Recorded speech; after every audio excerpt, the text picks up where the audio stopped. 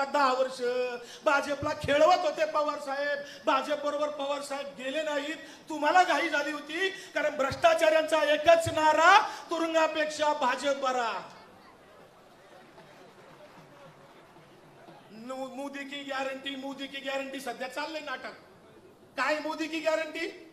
जो सबसे बड़ा भ्रष्टाचारी वो सबसे बड़ा पदाधिकारी, ये है मोदी की गॅरंटी. भोपाळला आरोप केला 70,000 कोटीचा, 5व्या दिवशी उपमुख्यमंत्री केलं यांना. फडणवीस बोंबलत होते, म्हणले गाडी भरपूर आहेत माझ्याकडे. तो किरीट सोमय्या, त्याचा व्हिडिओ आला होता बघा. तो किरीट सोमय्या कुठं गायब झाला माहित नाही. सगळ्या राष्ट्रवादीला बदनाम भाजपाने केलं. कोणामुळे बदनाम केलं? राष्ट्रवादी कोणामुळे बदनाम झाली होती? ते सगळे लोक आता तिकडे गेले. मित्रांनो, इथं मोबाईल वापरणारे कोण कोण आहेत? मोबाईल सगळे वापरताय. गुगल वर सर्च करा, फेकू टाका, फेकू टाकलं की नरेंद्र मोदींचं नाव येते. चेक करून बघा. आणि टगेगिरी घ्या किंवा टगेगिरी लिहून बघा. गुगल वर कोणाचं नाव येतंय बघा, चेक करून बघा. मी टीका करत नाही कोणावर. मी दादावर अजिबात टीका करत नाही. दादाला फक्त प्रश्न विचारतोय. सुप्रियाताईंना कुठलाच अधिकार नव्हता हो. पवार साहेबांनी सुप्रियाताईंना फक्त बारामती लोकसभेचं तिकीट दिलं. सुप्रियाताई आणि आपले डॉक्टर अमोल कोल्हे हे 2 खासदार भाजपाच्या सगळ्या खासदारांना भारी पडलेत. लक्षात ठेवा, भारतीय जनता पार्टीचा महाराष्ट्राला कुणी संसद रत्न ठरला नाही. पवार साहेब आले. त्या पवार साहेबांच्या सुकन्या असलेल्या सुप्रियाताईंच्या हाताखाली खडक बसल्याची एक बाई, ती महिला आयोगावर सध्या अध्यक्ष आहे. ती सुप्रियाताईंच्यावर टीका केली. रील स्टार बघा, रील स्टार आहे ती बाई. तुम्ही कुठले रील बघा, तेव्हा काही काम नाही कुठं. आणि सुप्रियाताईंच्यावर मात्र तोंड सुख घेत आहेत. मित्रांनो, आपल्याला अमोल कोल्हेंना का निवडून द्यायचंय? आपल्याला महागाईने बेरोजगारी त्रस्त केलंय.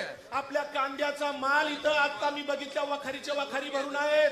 निर्यात बंदी केली. पवार साहेबांच्या काळामध्ये शेतकऱ्यांचा सर्व माल निर्यात व्हायचा.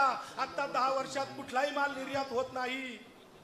फळबाग लागवड योजना पवार साहेबांनी आणली. यशवंतराव चव्हाण मुक्त विद्यापीठ पवार साहेबांनी स्थापन केलं. नागपूरच्या बुटीबुरी पासून सुनील तटकरेंच्या जीएनपीटी पर्यंत, नवी मुंबई पासून हिंजवडीच्या आयटी पार्क पर्यंत, बारामतीच्या एमआयडीसी पासून चाकण रांजणगावच्या एमआयडीसी पर्यंत महाराष्ट्रातल्या सगळ्या एमआयडीसी पवार साहेबांनी 94 साली औद्योगिक धोरण आणून राबवल्या. या सगळ्या एमआयडीसी मध्ये लाखो सर्व जाती धर्माचे तरुण त्या ठिकाणी रोजगार मिळवतात. त्यांच्या चुली पेटल्यात.